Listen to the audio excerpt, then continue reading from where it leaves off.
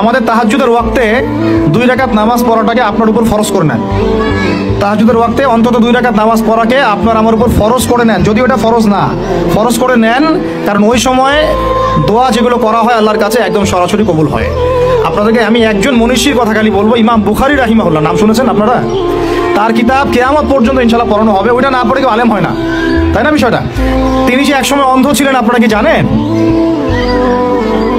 তিনি যে একসময় চোখে দেখতে পারতেন না, আপনারা কয়জন জানেন? তার মা তাহাজ্জুদের ওয়াক্তে আল্লাহর কাছে কান্না করতে করতে করতে করতে, আল্লাহ আমার ছেলের চোখটা ভালো করে দাও, আল্লাহ আমার ছেলের দৃষ্টিশক্তি ফিরায় দাও, আল্লাহ আমার ছেলের দৃষ্টিশক্তি ফিরায় দাও। মায়ের এই দোয়া আল্লাহ পাকের আরশ পর্যন্ত পৌঁছে যায় অলৌকিকভাবে, মিরাকুলাসলি। ইমাম বুখারী রাহিমাহুল্লাহ সকালবেলা উঠে চোখে দেখা শুরু করেছে। আজকে ইমাম বুখারী কি এবং তার কিতাবের মূল্য কি, তার মর্যাদা কোথায়, তার কিতাব না পড়লে আমাদের মধ্যে কোনো মানুষ আলেম হতে পারবে না, এটা আমরা এখন স্বতঃস্বীকৃত।